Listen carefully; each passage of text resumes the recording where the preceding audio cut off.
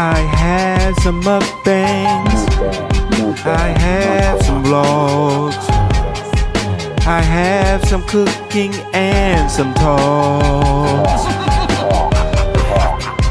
I need you to like, I need you to share, I need you to subscribe, please.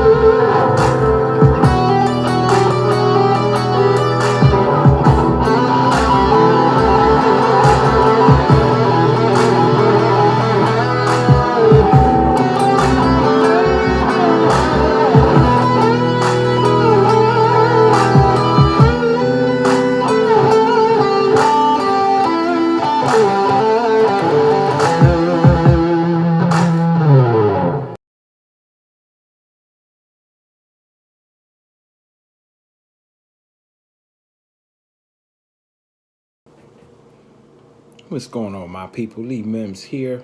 Lee Mims Productions here on Queen of Trades page. Like, share, subscribe, hit that bell so that way you'll know what's going on, not one time, but every time. Hope you enjoyed that little interlude there. Trying to add a little different flavor to the channel. Let me know if you like it. If you don't like it, you don't like it. Just trying to add a little bit of flavor.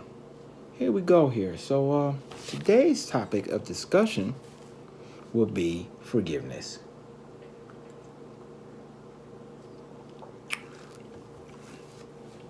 Forgiveness. I thought that'd be a great topic, seeing as how I spoke on love.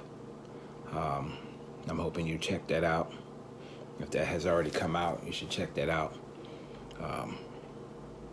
If it's not, look forward to it. One of the things I want to say about forgiveness. Forgiveness is not for the weak.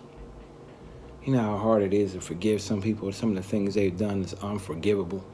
Or that you think that's unforgivable.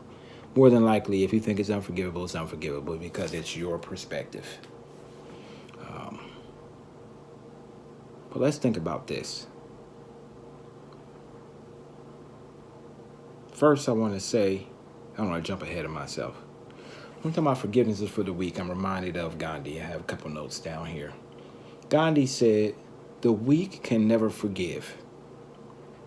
Forgiveness is the attribute of the strong." I know that's right. I'm going to go ahead and pat my own self on the shoulder and say that's some truth right there. And I'm going to tell you why. I'm really like a low maintenance type dude. You know what I mean? You show me respect, I'll show you respect. You show me love, I'll show you love.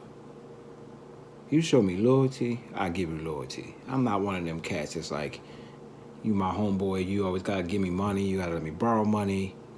I'm from the old school. I figured out my own way to get money. I can count the times I've had to borrow money.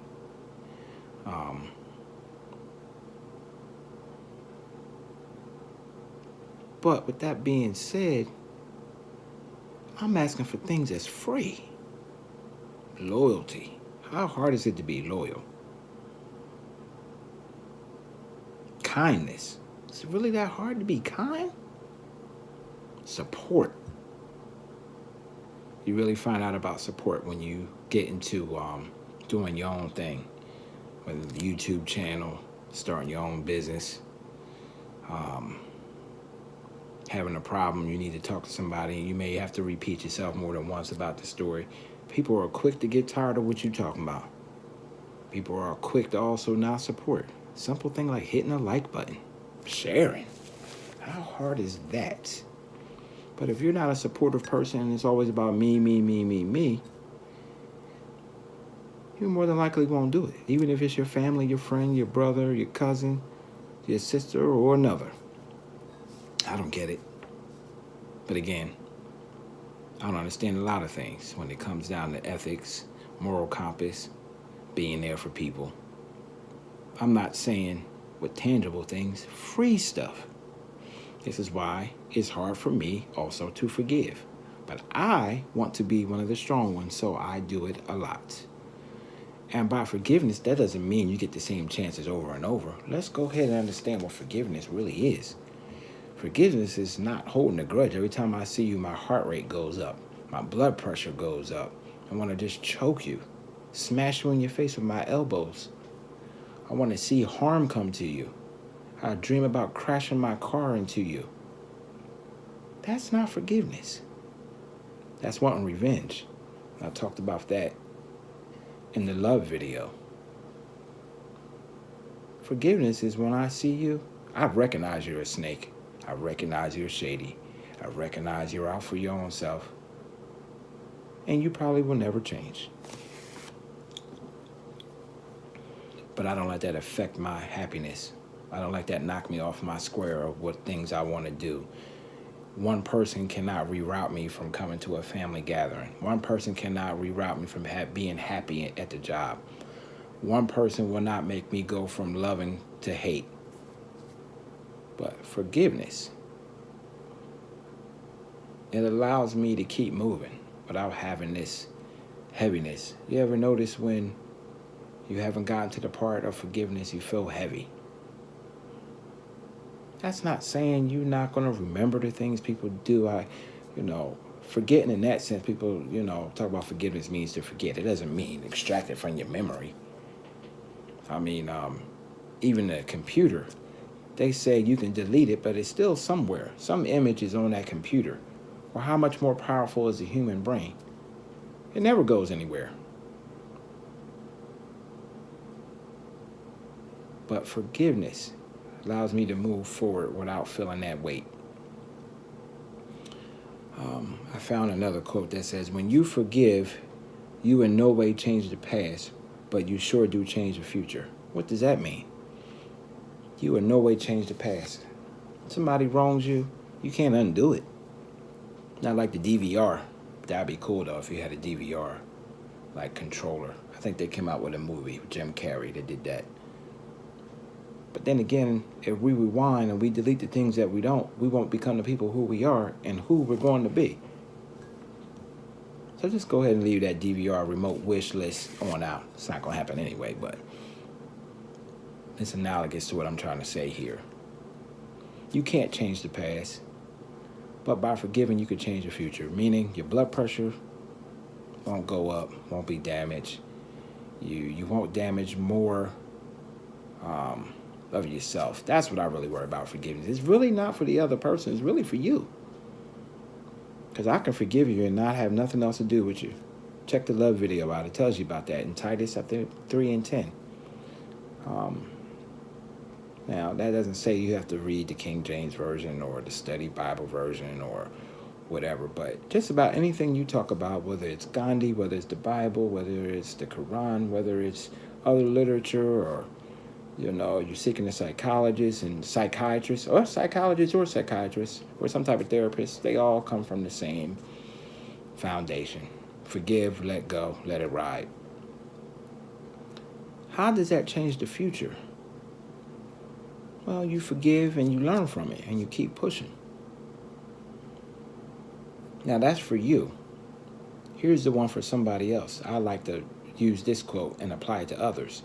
There is no love without forgiveness, and there is no forgiveness without love.